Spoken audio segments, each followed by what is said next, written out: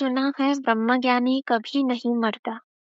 जिससे भी प्यास है परमात्मा की, प्रभु को पाने की, वह उस रास्ते चलता ही जाता है।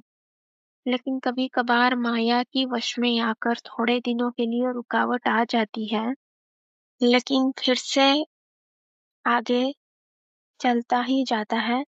यह सिलसिला कभी नहीं रुकता।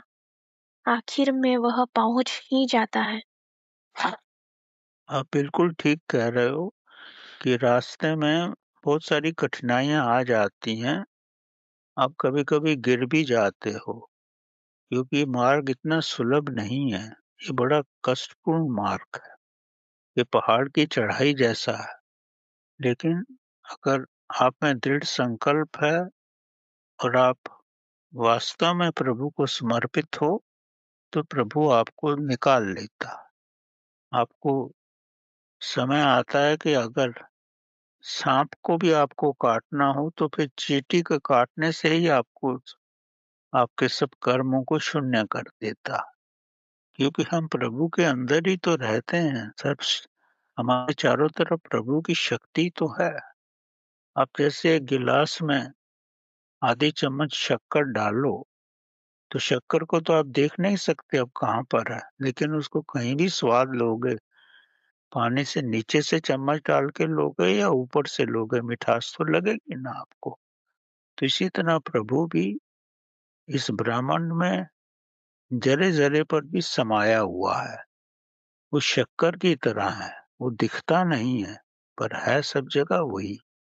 जैसे दूध में आपको घी नहीं दिखता, लेकिन जब उसको प्रोसेस करोगे, मक्खन निकालोगे, फिर तपाओगे, तो घी आ जाएगा। इसी तरह प्रभु भी सब जगह है, वो आपको दिखता नहीं। लेकिन अगर आप अपने आप को प्रभु के रूप में ढाल लोगे, प्रभु के रूप में ढालने का मतलब क्या है? प्रभु अद्वैत है, आप द्वैत हो। द्वैत से जब अद्वैत में आ जाओगे, अद्वैत में आने का मतलब क्या है? कि आप शून्य हो जाओगे। आप श्वासन से भी शून्य हो जाओगे, दृढ़ स्थित प्रज्ञ हो जाओगे, तो आपको आभास होगा कि चारों तरफ प्रभु की शक्ति ही है। जब तक आप उस जैसे नहीं बनोगे, तो वो आपको कैसे उसका आभास होगा? उस जैसे बनने पर ही आपको उसका आभास होगा, अन्यथा नहीं होगा। ये समझो तो बड़ा साधारण मार्ग है। प्रभु की तरह बनो और प्रभु आपको मिल जाएगा। लेकिन हम तो माया में रहकर उसको ढूंढ रहे हैं ना। गलत, हमारी दिशा ही गलत है ढूंढने की। आप जिस जिस किनारे से प्रभु को ढूंढ रहे हैं, उस किनारे पर नहीं है वो दूसरे नदी के दूसरे किनारे पर है। दूसरे किनारे पे जाओ तो ना मिलने का प्रश्न ही नहीं।